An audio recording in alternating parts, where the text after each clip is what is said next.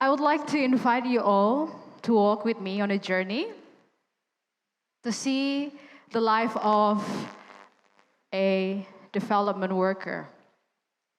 We will stop at 5 places, different places with 5 different questions, and hopefully by the end of the session we will find the story, the whole story of a development worker.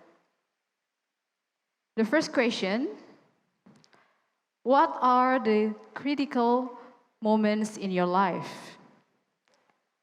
The second: who are you? The third: what are the highlights of your life? The fourth: what has shaped you in your life? And the last one: what is your purpose? Let me take you to an island, Halmahera. Maybe some of you have heard this island. North Halmahera in North Molucas. This is the last picture I took with the community there when I left the island in 2015, when my project there ended. There should be a voice of wooden boat where you will always hear whenever you are in Halmahera Island. Because in this island, you will use the wooden boat to travel from another island to another island. This is a very familiar voices. I will never forget the day where I first arrived in a village named Katana Village in North Halmahera. This is the village. And I heard the students there, the children there, shout really loudly, "Majo Hidora, Homakodora, O Alam Hapaliara." This is in their native language, Tobelo language, mean harmony with yourself, harmony with others, and harmony with the nature. They grew up in an area that experienced a very severe and destructive conflict, post-conflict area in North Halmahera. And the approach of harmony education and harmony of living is really crucial to build. And this is what the project that me and my colleagues started to build. It wasn't always an easy road living in North Halmahera. Sometimes you have to face trip like this to the villages. This is me riding a motorbike in the middle of the jungle, trying to reach a very remote village named Gonga Pantai, we call it. A very mysterious village at that time because there's not many people who can enter the village. Even the teacher, they stopped teaching at this village because it's very difficult with the broken road and the broken bridges like this. And we almost got lost in the jungle. They will not really care who are you, what your degree is, how much you know. They only want to know what can you do for their community. That's all. From the statistic department, 10.71% of the children, only 10.71% of the children can attend the higher education in North Molucas. The rest of them dropped out since the early age, even since elementary school. And this is what we've been working. Me and my colleagues, we work with 33 villages and 707 children. They can access saving account even though they live in a very remote places. So the bank and the officers, they come visit the villages so they can have the education saving. 1,352 families, they can attend the household financial management trainings because this is the spices island. In the 14th century, the nations want to come to buy their spices, but they live in such a poverty because of the financial management in the household and to manage 1,650 children. They can have their piggy banks to save their account, and 680 farmers can attend the good agricultural practices training. So it's not always a sad story. And this is the Gonga village. I finally arrived in the village. It's beautiful. It's really beautiful.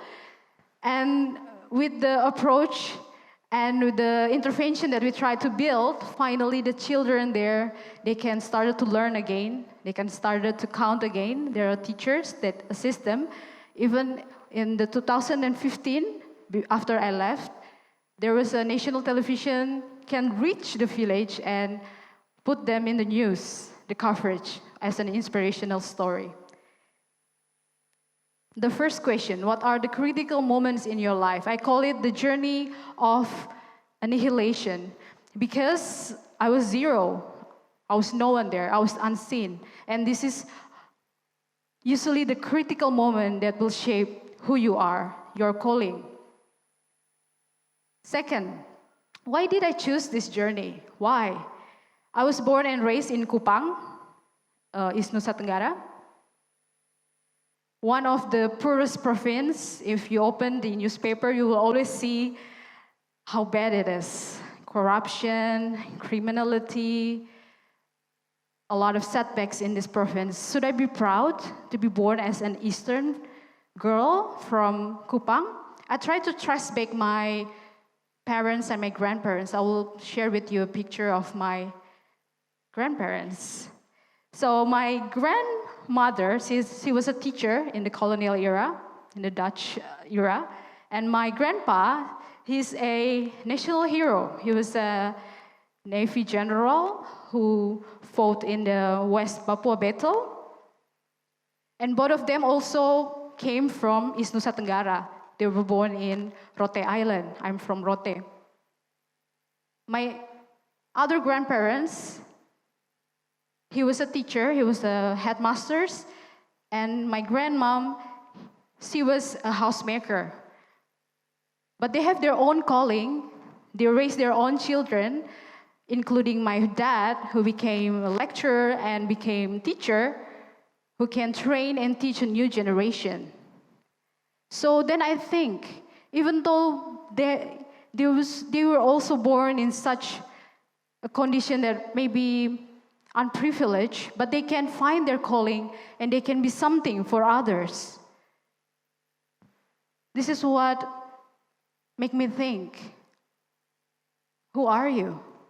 This is the tree that is very famous in my province. If you go there now, you will see that it is actually blossoming now. The name is sepe tree, pohon sepe, we call it, flamboyant. It's blossoming red, and I call my identity as the call of sepe tree. I was called to be proud of who I am, an Eastern village, an Eastern girl that wants to make a change in the world. The third questions, what are the highlights of your life? This Eastern girl finally came to Surabaya, so I was living here for around 6 years. I attended college here, free, because I got 4 years full scholarship. And I work in a national television in Surabaya, because I'm an Eastern girl. And then from there, as an engineer, because I graduated as electrical engineer. And then they moved me to the news department. And I grew to love news and journalism, media. Then I got a year scholarship to study in the US, to study media production there. And before I flew back to Indonesia, the last month, I still remember vividly, it was May 2012, I attended an immersion project event called City Lights. So we work with the inner circle people in the city there, and I started to realize that actually there are still a lot of problems in the grassroots communities.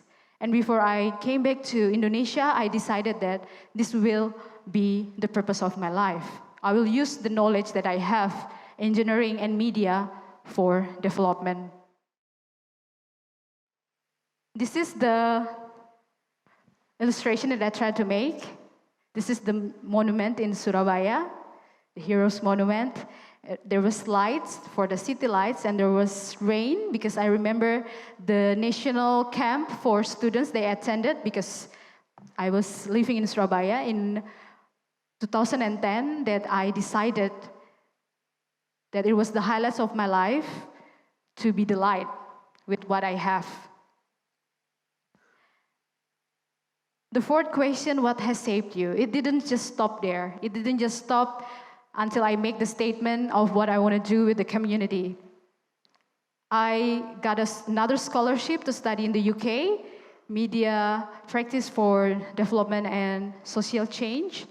I met a woman, a very inspirational woman named Samara.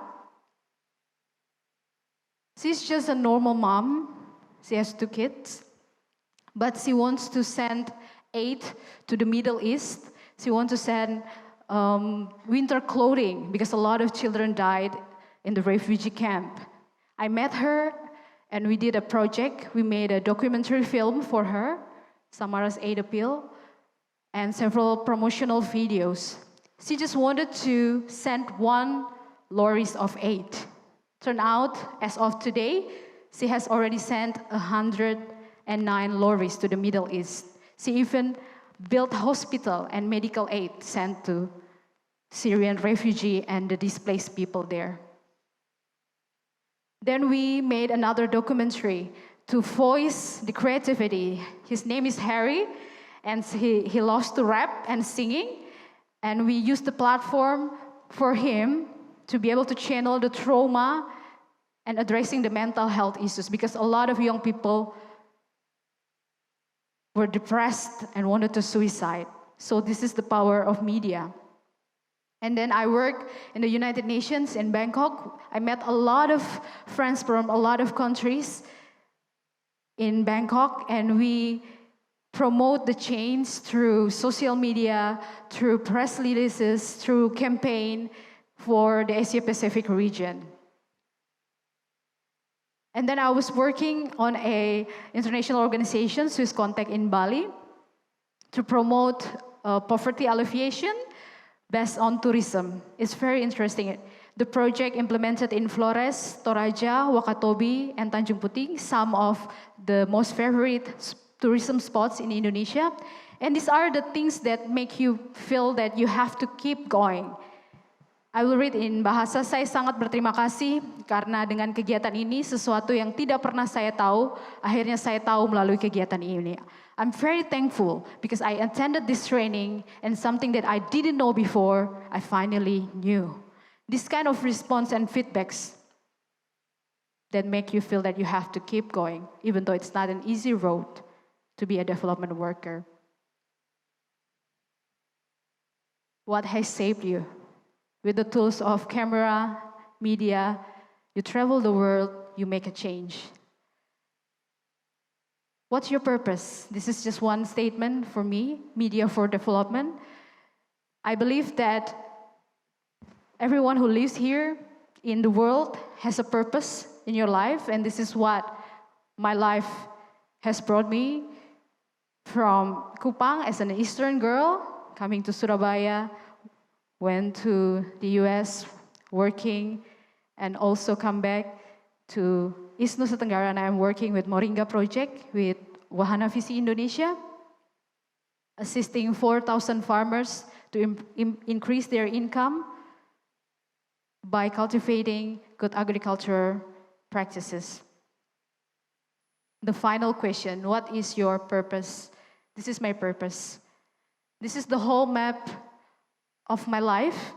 A lot of people ask, and I try to map in a diagram a day in the life of a development worker. Mostly we were writing term of reference, proposal, budgeting, doing assessment, learning a lot of meeting, believe me, sometimes crying, have no idea what are we doing a lot of time, enjoying local foods because we travel a lot, walking by faith, definitely.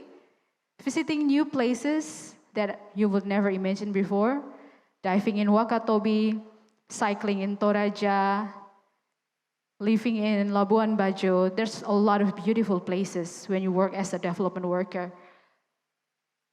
You will also do a lot of writing and reporting, a lot of them. Sometimes you will only stare at the blank space, wondering what are you doing with your life.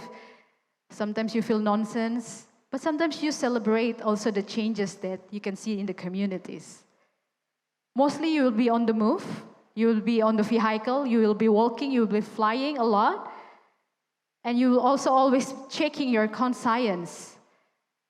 This is something that I ask every day in my life. Why did I do this? Why I want to keep going? Why I want to be a development worker instead of other choices? And the last one, learning new things. As a development worker, you will learn a lot of new things because you work with people. They change every day. And you will learn how to do economic development project even though you know nothing.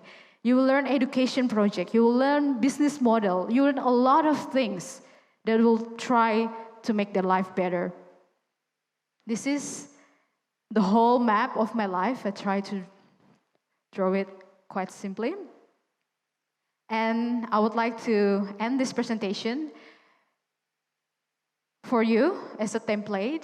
5 questions, the same questions for you that maybe you can feel after this to answer what are the critical moments in your life, maybe something that break your heart, that make you want to change it. Second, who are you? What's your background? Who are your parents? Where did you come from? The third, what are the highlights of your life? What are the moments that make you really happy? The moments that you feel you fulfill your dreams. The fourth, what has shaped you? What kind of things that can equip you to be a better person, have better skills? And the last one, you can answer definitely what is your purpose in the world to make a change. You can all be a development worker wherever you are, even trying to invite your neighbors, children around your house, teaching them math or English. You can try. It's not really an hard work. And as you know, the Ministry of Foreign Affairs have around 66 registered international non-governmental organizations in this country, and around 2,000, more than 2,000 organizations, local or national, that you can join if you like to work to make a change in other people's life. Thank you.